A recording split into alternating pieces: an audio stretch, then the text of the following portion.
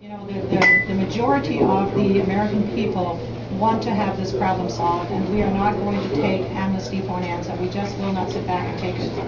I was in the Cannon building a little while ago, knocking on doors, and the staffers from the areas that my radio station covers were already quite nervous about my appearance, you know, so of course they were afraid I was bringing shoes to their offices. We brought a lot of shoes here, and you guys have all been gracious enough to help unload tractor trailers and all the rest of it. Well, our blogger stations, or blogger rows in the ballroom next to over 5,000 of your shoes, Joyce, and I want to take a picture of it for my wife because my house could look like that if she doesn't stop. That's true, we all have that problem. Carmen, talk a little bit about the personal commitment and the danger that you guys encounter doing what law enforcement officers are being imprisoned for doing. Absolutely. We do, actually, we're the eyes and ears of the Border Patrol. We work very well with them. We have established a relationship with them in the last 5 years, and we've been doing this Border Watch security. And we are the lawn-chair militia. We go out, we go through a very thorough background check, we go through a vetting process to weed out racists and so forth before people can become an official member. And then we train them what to do, what not to do, how to stay safe. Safety is the priority with everything. Of course, as you know, we have a lot of people who are just slightly older than myself, and so you know, safety is the big issue. And of course, things have been heating up. Violence is occurring more often.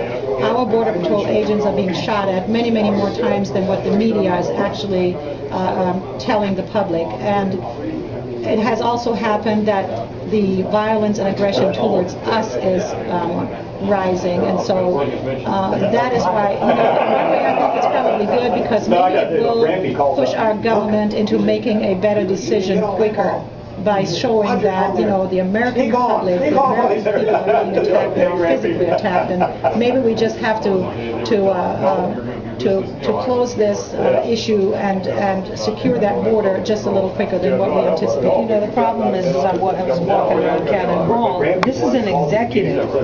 Law enforcement is an executive decision. It's not a congressional decision. The President of the United States and his judicial leaders have to make these decisions, and he's just not on board. He is so out of touch and so disconnected from what's going on in America. He was a Texas governor. Yes. I find it impossible to believe he doesn't know what's going on. Oh, he does, and you're absolutely right. But I wanted to tell you something quickly.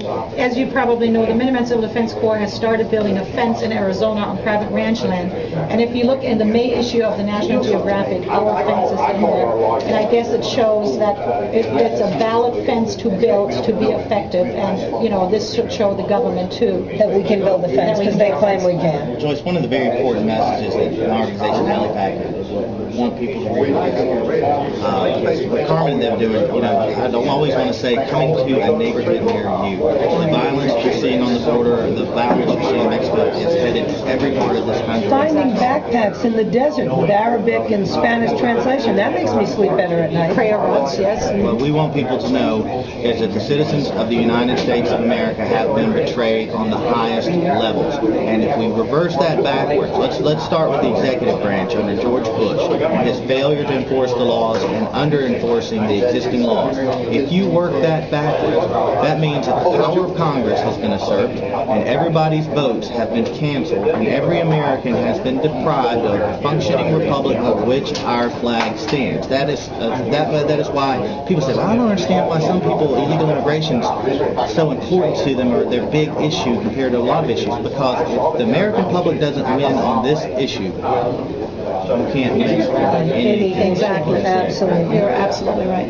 All right, well, I appreciate you both stopping by. We've got a lot of people we want to talk to today. ALIPAC is ALIPAC.us.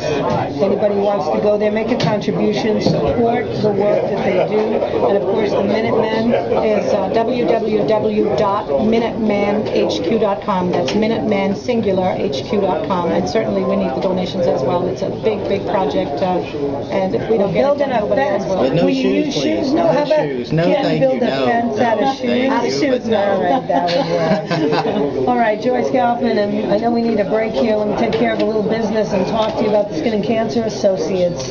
You guys are welcome to leave, and I got to talk about